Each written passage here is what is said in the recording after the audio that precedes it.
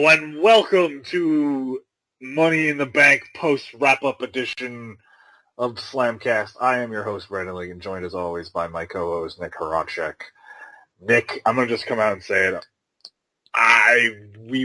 Money in the Bank did not impress me as much as I thought it did. It had a great ending, but I was not as impressed with it as it could have been. We'll talk about my problems with Money in the Bank card kind of later on. But let's talk about the first thing, the big news coming out of Money in the Bank. Mm-hmm. Dean fucking Ambrose. Oh my god, yeah. Is your WWE champion. Let that fucking sink in. A guy that was doing death matches in CZW is now the WWE World Heavyweight Champion. Yeah. Yeah. And it was funny because we had picked Kevin Owens, and I had even, weirdly enough, I had a brief conversation with Mick Foley about that. And basically, they had like a couple of signed like photos that you actually probably buy them off shop. Like they had Bailey, Owens, there was a few, like Ric Flair. And I just mentioned to the guy that was, taking the money because I did the picture and autograph with Foley. I said, Owens is my pick to win Money in the Bank. And then I go up to talk to see Foley. He says, so Owens is your pick? I'm like, yeah, he is my pick. So, but Mick doesn't have any inside information. He couldn't give you a hint, hint, wink, wink, nudge, nudge.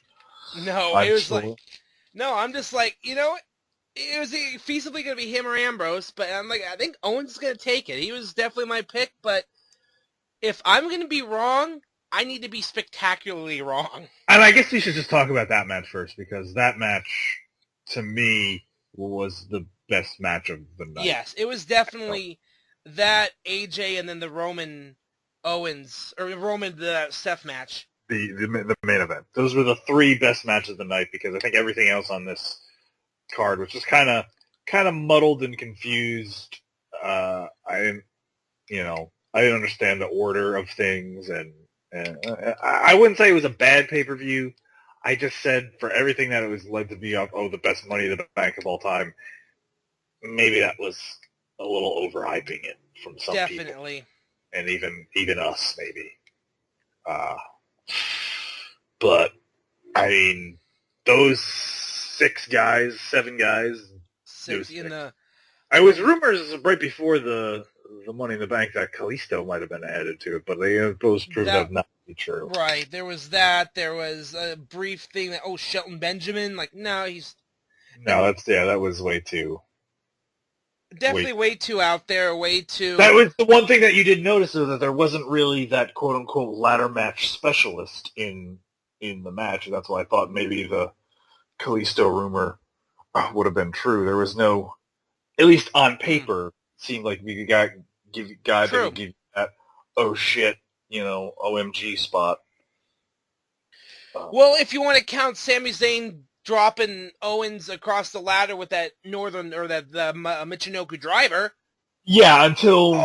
That's exactly what I was going to say, until Sami Zayn, Michinoku driver. That was one of the most painful bumps in the entire match. That wasn't a dick shot. I mean... God!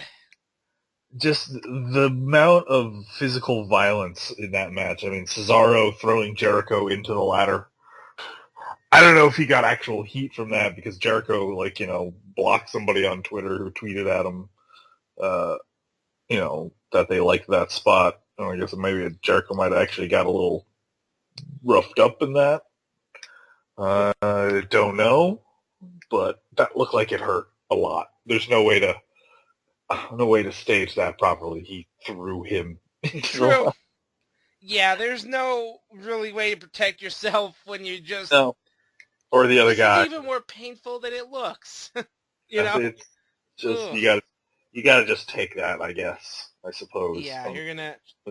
It's not like you're doing that spot every fucking night in, night out. Okay. No, that's also true. That's probably a good reason why. And it's also Jericho. He's easily in the best shape of his career. He could definitely take that spot. That's for sure. It seemed to me just a little too brutal for that match. I don't know. Just me.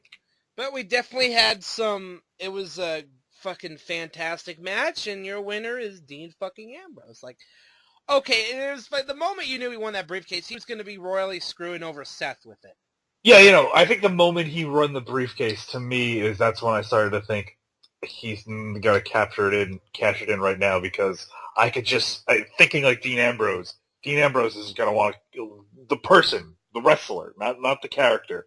Dean Ambrose, the guy. I don't know his real name. John Moxley. John Moxley. That was his real name. He wrestled under his real name, and yeah. Okay. He wouldn't want to carry around, or didn't strike me as somebody who would want to carry around a briefcase. Mm-hmm. Like, hey, if I'm going to win this thing, let's do this and get this over with right now. Like, that's the perfect way to do it.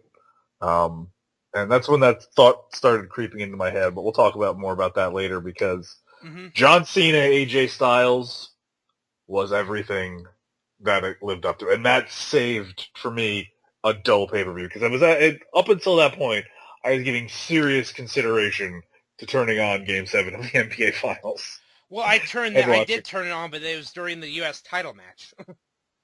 A lot of people did. Exactly. So. A lot of people did. I was giving serious consideration, though, up until that. Before that time, that's how lackluster of a pay-per-view was. I mean, then we got the Natalia heel turn on Becky. Yep.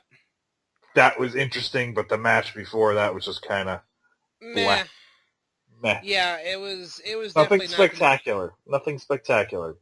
See, it's nothing that a Charlotte Becky one-on-one match would have. I felt all four of those individuals, or at least 3 out of 4 of those individuals, could have done better.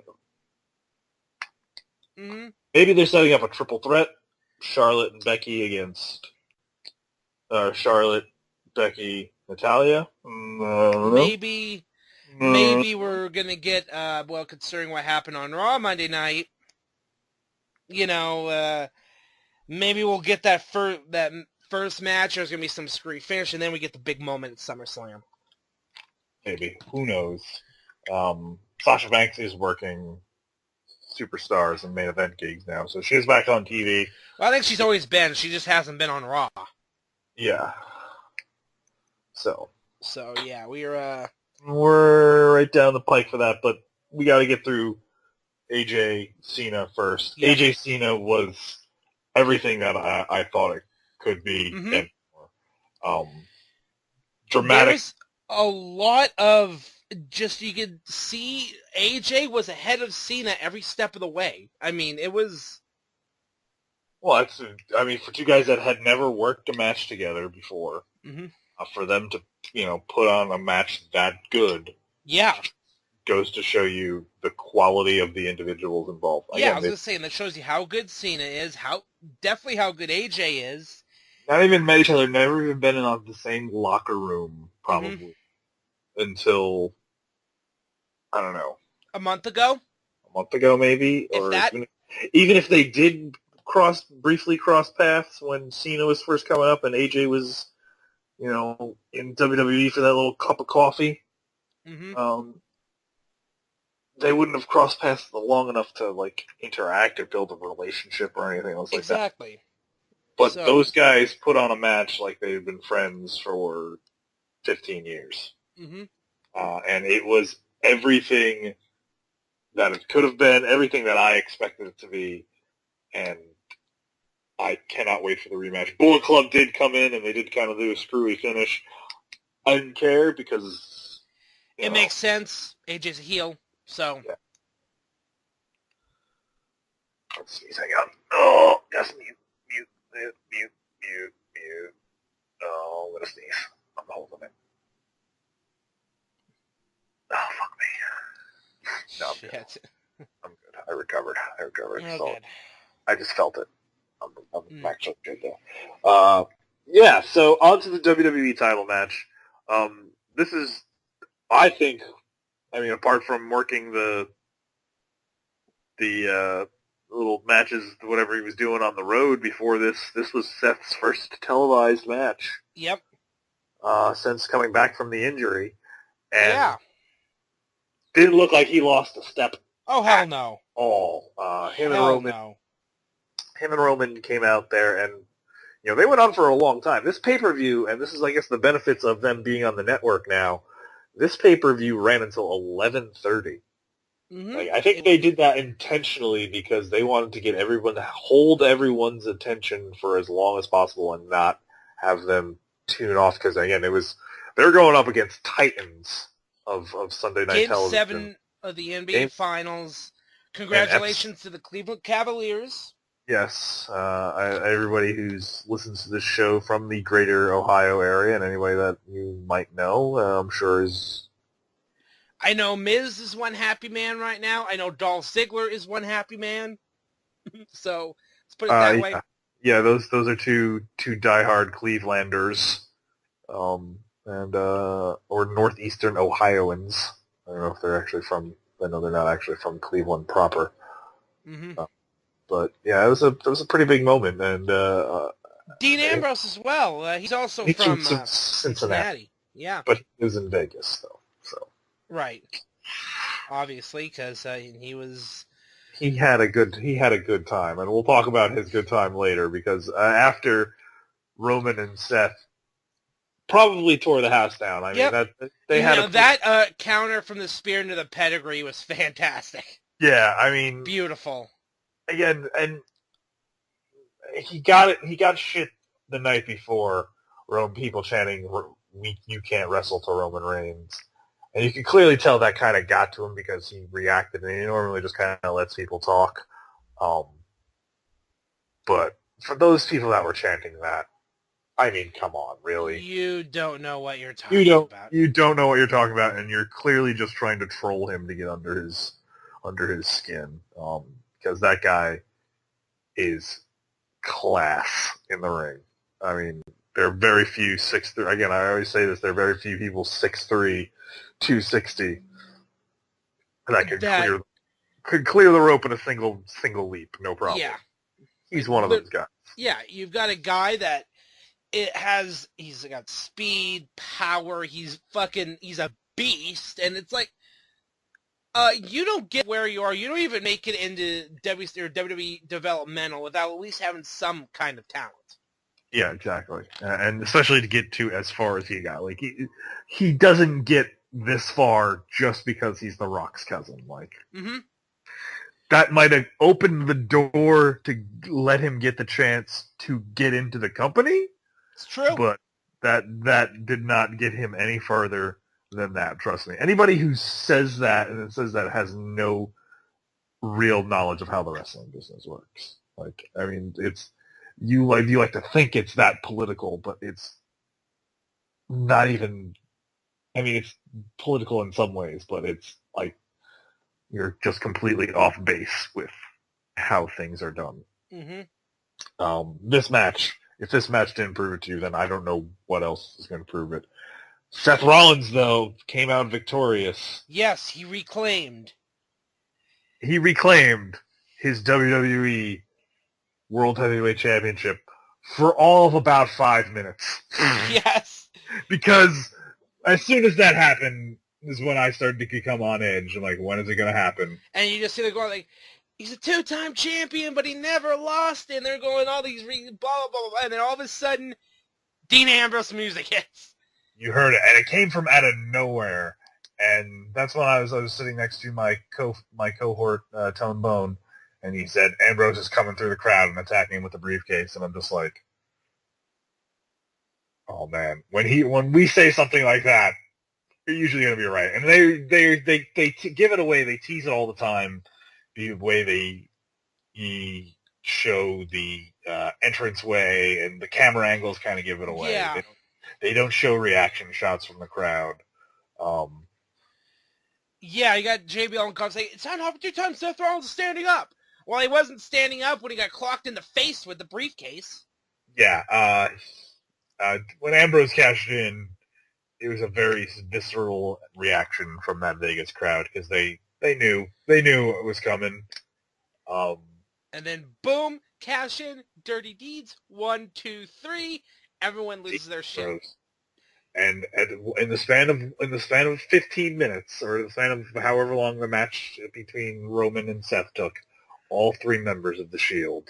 Even just at the end of the match, it was literally within a span of about 5 or 10 minutes that all three members of the Shield were WWE Champion. There has never been a faction in the history of wrestling that has done that. And actually, come to think of that, might have been the quickest time for Money in the Bank win to cash in, too. Kane, I know Kane was pretty quick. I want to say Kane was longer by like 15 or 20 minutes. Like, we're really cutting minutes. Well, like Kane won his Money in the Bank at the beginning of the show and then cashed in at the last segment. Ambrose won his Money in the Bank towards the end of the show and then cashed it in at the last minute at the end of the show as the show was going off air. Yeah, that would have been Money in the Bank. That was in 2010 when Kane cashed in here. Let's see. I could look it up quick. 'Cause I'm thinking that might have been... Because that was when they had, 2 world titles, 2 contracts. 2 Money in the Bank matches. Which was fucking overkill, honestly. Yeah.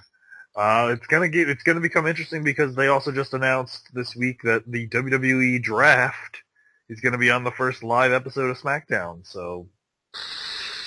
who knows what's going to happen?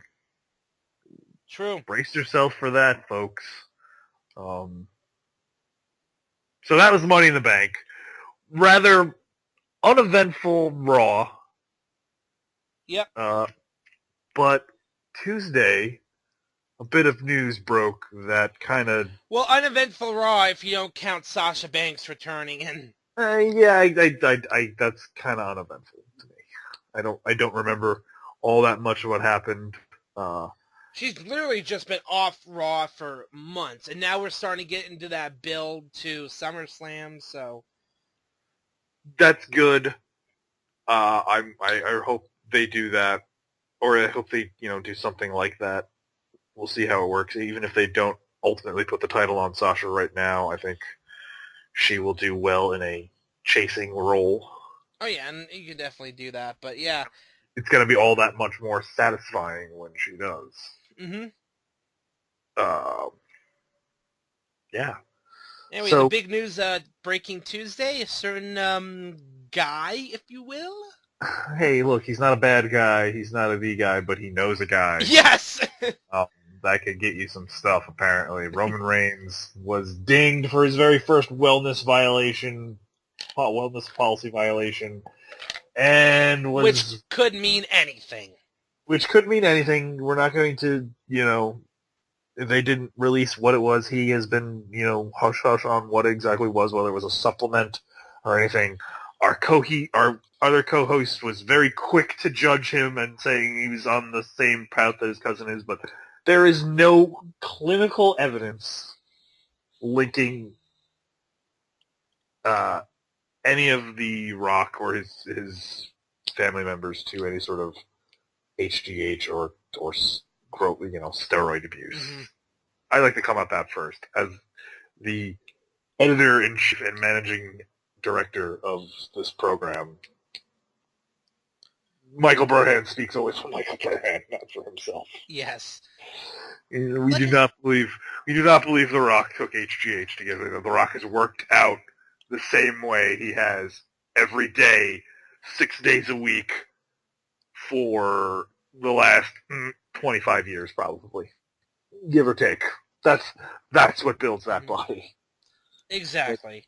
That's not. He's a fucking machine. I mean, my God. Yeah, it's 1 part genetics, 1 part dedication. And 1 part The Rock. 2 parts. Okay, 2 parts dedication. 2 parts. Yeah, and just the fact that he's a straight up friggin' beast. It's yeah. know. So we're not going to get into what it was. Look, this is not the death knell for Roman. Oh hell no. I mean, there's also the Orton rule. I mean, they instituted that, 2013, because they didn't want to have to fire Orton, so... Yeah, this isn't the worst thing that happened to him either. It will take him off TV for a month. And whether WWE knew about the whole thing beforehand, Before what are they going to do? He's in the title match. They have to get the belt off him anyway.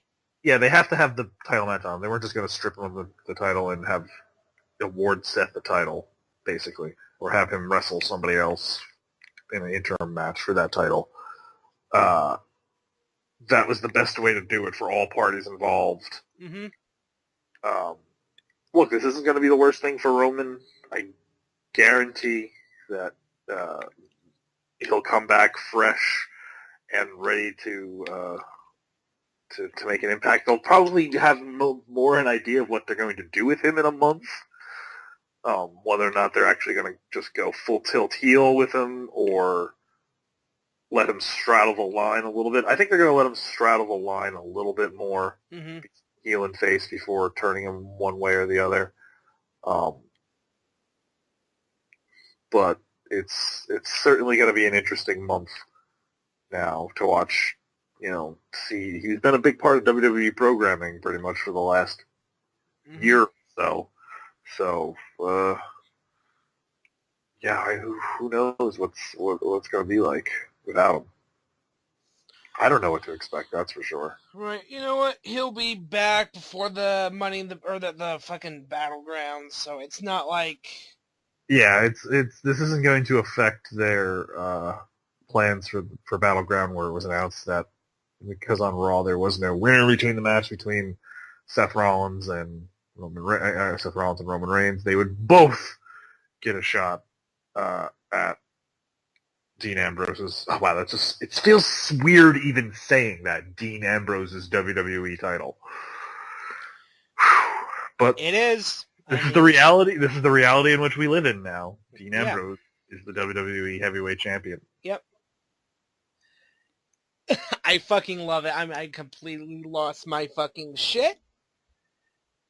I guess we'll send some congratulations, although I have not watched the show itself yet. Congratulations to Michael Elgin. Big Mike won the IWGP Intercontinental Championship this weekend from Kenny Omega, and from what I've been reading, was a fantastic ladder match. I will definitely... Yeah, New Japan doesn't do ladder matches, do they? They don't... It's not something that's in their normal repertoire. I don't even know how many there have been in the history of the company before, but very rare. And it's, of course you see a guy like Kenny Omega trying to do it because, he likes to think outside the box and do things that... He's Kenny Omega, so he's... Aren't commonly done. He is the cleaner. Yep. I guess in the meantime, they can keep this wonderful little interpromotional feud with the New Day going on. Yeah, because to me, the highlight of the tag team match with, other than the Bullet Club's new gear, which I can't wait till they start, I wish they would let Gallows wear the face paint again, like the Demolition face paint, but... Right. We'll see. The best part of the tag match was the New Day calling themselves the Elite Force in professional wrestling today.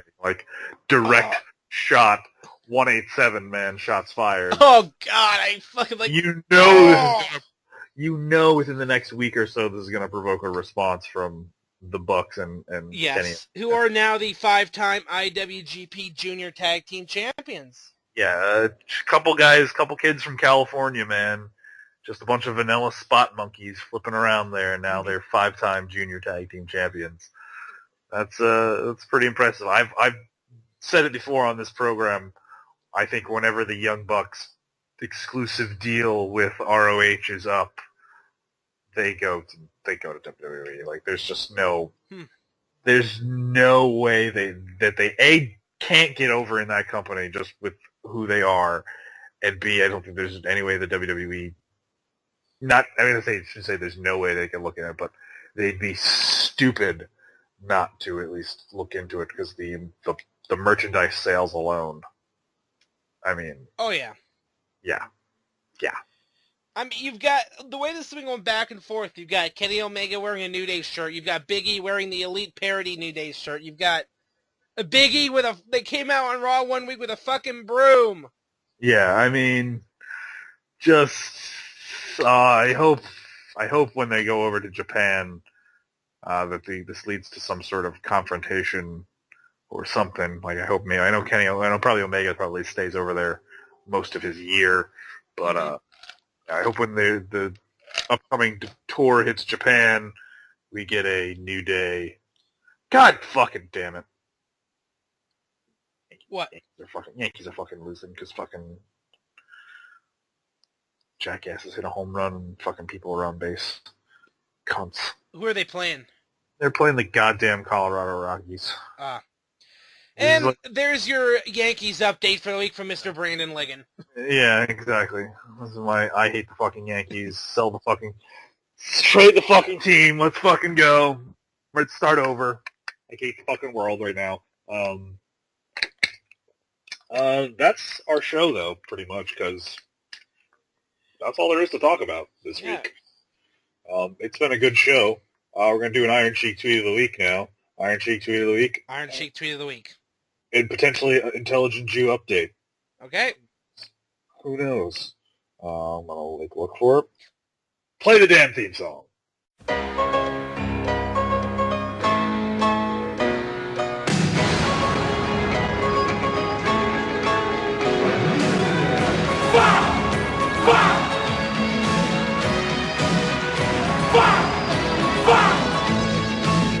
Fuck him! I talk to him!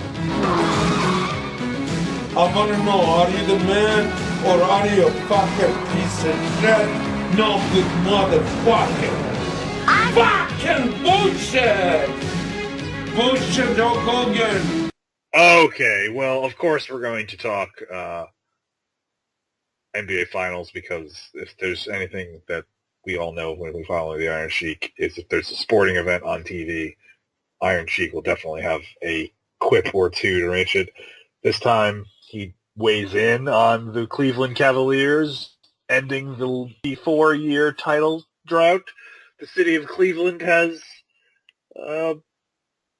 suffered through. LeBron suplex the curse, break its fucking back, make it humble, hashtag NBA Finals.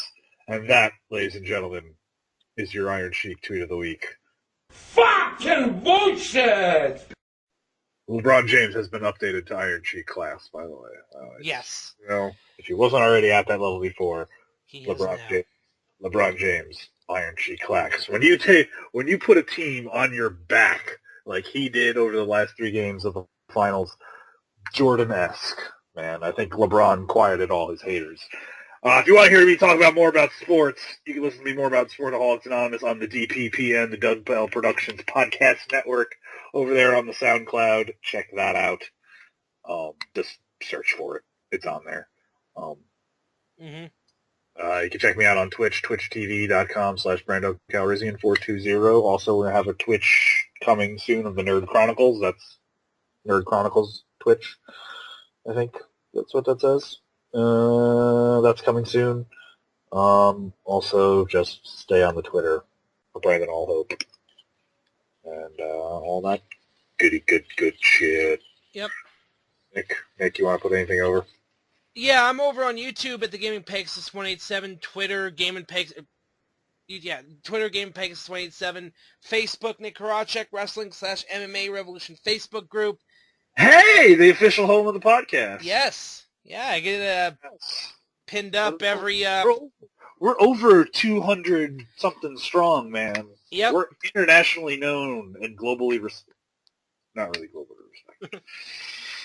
We're working our way up that ladder. Yeah, we're up there. I'm in there. That's where a lot of our news comes from, especially when Roman gets suspended. Just blows up all over Facebook. Yeah, I love how 5 people post the same exact thing. Yes, it's like, yeah, this is... Calm down. Like, I know we're all excited and everybody wants to be the first one, but... Just relax, guys. Relax. Let's see. Xbox Live, Wii U, Instagram, Pegasus 27, PlayStation, The Extreme Enigma.